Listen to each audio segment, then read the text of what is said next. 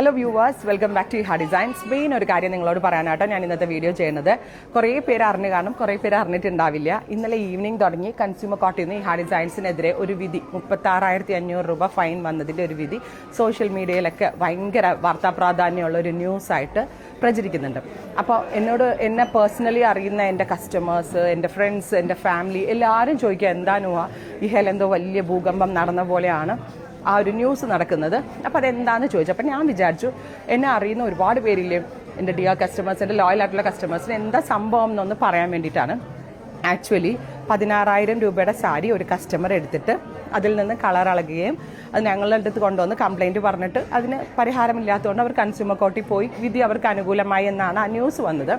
Actually സംഭവിച്ചത് അവരയച്ച നോട്ടീസോ അവരുമായിട്ട് യാതൊരു വിധത്തിലുള്ള കണക്ഷനോ ഒന്നുമേ ഞങ്ങൾ അറിഞ്ഞിട്ടില്ല. ഞങ്ങളുടെ സ്ഥാപനം കൈപ്പറ്റുകയോ ഒന്നും ചെയ്യാണ്ട് എക്സ് പാർട്ടി വിധി എന്ന് പറയും, ഏകപക്ഷീയമായ വിധി. അതായത് ഞങ്ങളുടെ അഡ്വക്കേറ്റ് അല്ലെങ്കിൽ ഞങ്ങളുടെ ലീഗൽ അഡ്വൈസർ അപ്പിയർ ചെയ്യാത്ത കൊണ്ട് ആ വിധി അവർക്ക് അനുകൂലമായി ഓർഡറായി. അതായത് ഞങ്ങളുടെ പഴയ സ്ഥാപനമുണ്ട് തിരുവമ്പാടിയിൽ, എല്ലാവർക്കും അറിയാം, ആലപ്പുഴ തിരുവമ്പാടിയിലാണ് ഞങ്ങൾ ഹാ ഡിസൈൻസിൻ്റെ ആ ചെറിയ ഷോപ്പ്. അപ്പോൾ അവിടേക്കാണ് അതിൻ്റെ പേപ്പേഴ്സ് പോയിട്ടുണ്ടാവുക. മേ ബി എനിക്കറിയില്ല ഇത് ഏത് വർഷത്തെ വിധിയാണെന്നുള്ളത്. എന്തായാലും റീസെൻ്റ് ആയിട്ടുള്ള ഒരു 2-3 വർഷം മുന്നേ ഉള്ള കേസാണെന്നാണ് എനിക്ക് തോന്നുന്നത്. സ്റ്റിൽ വെള്ളിയാഴ്ചയാണ് ഈ ന്യൂസുകൾ വരുന്നത്, ശനിയാഴ്ച വൈകിട്ടാണ് ന്യൂസ് വരുന്നത്.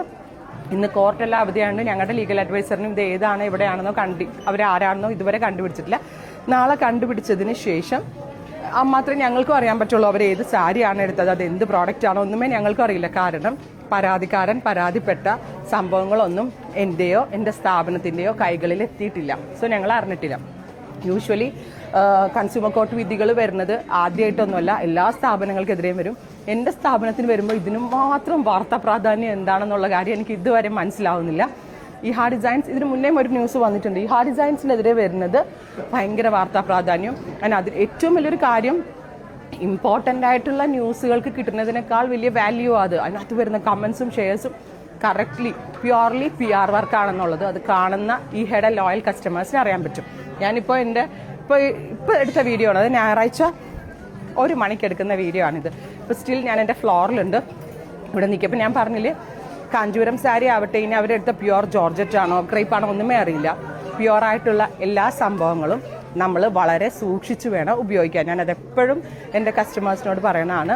പട്ട് സാരി ആവട്ടെ, ഇനി എന്തോ ആവട്ടെ, പ്യുവറായിട്ടുള്ള ഫാബ്രിക്കിൽ അതിലടങ്ങിയിരിക്കുന്ന ഫൈബേഴ്സിൽ നമ്മൾ ഡൈ എത്രയായാലും ഡൈ ഫിക്സ് ആവാൻ പാടാണ്. കാരണം നിങ്ങൾ ശ്രദ്ധിച്ചിട്ടുണ്ടാവും, പോളിസ്റ്റർ വസ്ത്രങ്ങൾ, പോളിസ്റ്റർ ആർട്ടിഫിഷ്യൽ ഉണ്ടാവുന്നതാണ്, ആർട്ടിഫിഷ്യൽ ഫൈബേഴ്സാണ്,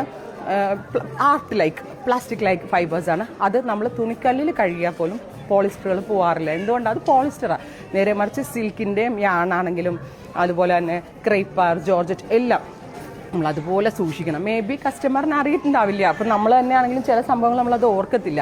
അപ്പം അങ്ങനെ സംഭവിച്ചതാണ് അത്. ഞാൻ പറഞ്ഞിട്ടില്ലേ, ഒരു അഡ്വർടൈസ്മെൻറ്റോ യാതൊരുവിധ വലിയ വലിയ പരസ്യങ്ങളോ മീഡിയയ്ക്ക് വേണ്ടി ഒത്തിരി പരസ്യങ്ങളോ ഒന്നും മുടക്കാതെയാണ് ഞാൻ എൻ്റെ സ്ഥാപനം മുന്നോട്ട് കൊണ്ടുപോയിട്ടുണ്ടാവുക. എനിക്ക് തോന്നുന്നു ഞാൻ ഇത്രയും കാലത്തിനടുക്ക് നല്ല 2 ഗ്രാൻഡ് ഓപ്പണിംഗ് വെച്ചിട്ട് മാത്രമേ കുറച്ച് പൈസ എൻ്റെ കയ്യിൽ നിന്ന് പോയിട്ടുള്ളൂ. ഈ ഹാ ഡിസൈൻസിൻ്റെ ആലപ്പുഴ ഷോറൂമും കൊച്ചി ഷോറൂമും. അല്ലാണ്ട് ഞാൻ മീഡിയയ്ക്ക് വേണ്ടി ഒരു പൈസ മുടക്കാറില്ല. ഞാൻ എൻ്റെ തന്നെ കാര്യങ്ങൾ നിങ്ങളോട് പറയുന്നു. നിങ്ങളാണ് എൻ്റെ ബ്രാൻഡ് അംബാസഡേഴ്സ്, എൻ്റെ കസ്റ്റമേഴ്സാണ് എൻ്റെ ബ്രാൻഡ് അംബാസഡേഴ്സ്. ലോയലായിട്ടുള്ള ഒത്തിരി നല്ല കസ്റ്റമേഴ്സ് ഉണ്ട്. കസ്റ്റമേഴ്സാണ് എൻ്റെ അഡ്വക്കേറ്റ്സ് എന്നോ അല്ലെങ്കിൽ കസ്റ്റമേഴ്സ് പറഞ്ഞുണ്ടായിരിക്കുന്ന സെയിലാണ്.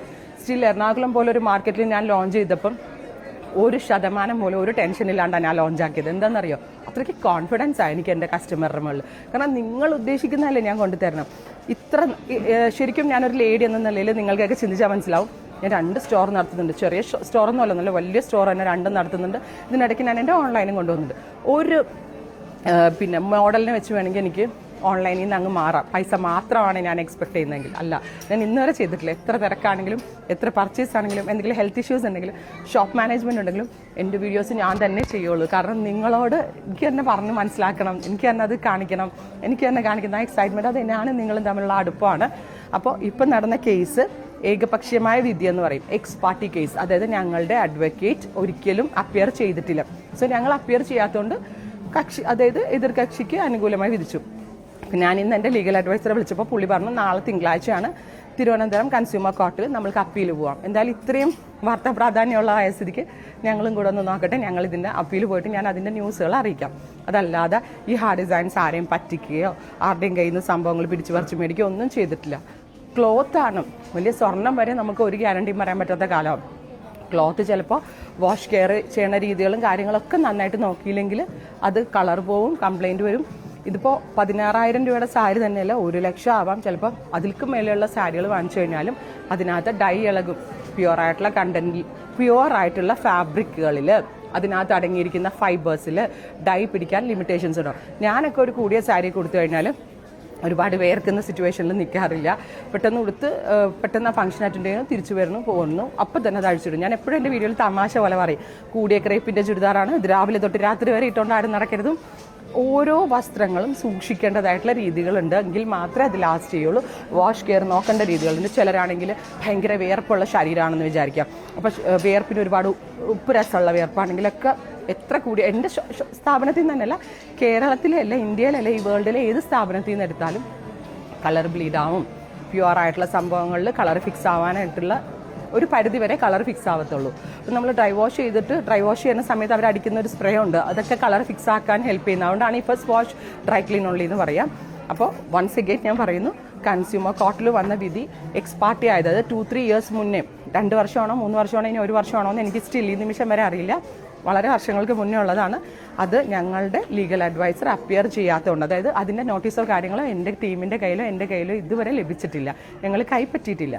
അപ്പോൾ അതുകൊണ്ട് ഇങ്ങനൊരു കേസ് വന്ന കാര്യം ഞങ്ങൾക്ക് അറിയത്തുമില്ല. അങ്ങനെ എതിർകക്ഷിക്ക് അനുകൂലമായി വിധിച്ചാണ്. അല്ലെങ്കിൽ അപ്പീൽ പോയാൽ ഒരു ഉറപ്പായിട്ടും കോടതി ഞങ്ങൾ 2 കൂട്ടർക്കും പറ്റുന്ന എന്താണോ അങ്ങനെ നോക്കിയിട്ടാണ്. ഞാൻ ഒന്നുകൂടി ഞാൻ പറയണു, കൺസ്യൂമർ കോർട്ടിൽ വരുന്ന ആദ്യത്തെ കേസൊന്നും അല്ല എൻ്റെത്, ഒരുപാട് വരുന്നുണ്ട്. പക്ഷെ ഞങ്ങളുടെ സ്ഥാപനത്തിന് വരുമ്പോൾ ഭയങ്കര വാർത്താ പ്രാധാന്യം വരുന്നു, എനിക്കറിയില്ല. പിന്നെ എനിക്കെതിരെ ഒരുപാട് കമൻസ് വരുന്നുണ്ട്. അവരോട് ഞാൻ ഇത്രേ പറയുന്നുള്ളൂ, ധൈര്യമായിട്ട് കമൻറ്റ് ചെയ്തോ, അതെനിക്കൊരു പബ്ലിസിറ്റി ആയിട്ട് എടുക്കുന്നത്. എനിക്ക് ഭയങ്കര ഇഷ്ടമാണ് എൻ്റെ ഫേമസ് ആവുന്നത്. സോ അതുകൊണ്ട് നിങ്ങളെല്ലാവരും എനിക്ക് ഹെൽപ്പാണ് ചെയ്യണമെന്ന് വിചാരിക്കുന്നു. അപ്പോൾ ഞാനിതെൻ്റെ കസ്റ്റമേഴ്സിനോട് പറഞ്ഞ കേട്ടോ എന്താ സംഭവം എന്നുള്ളത്. ഇത്രേ ഉള്ളൂ കേട്ടോ. ഞാനിപ്പോൾ തിരക്കിലാണ്, പിന്നെ കാണാം കേട്ടോ. ബൈ.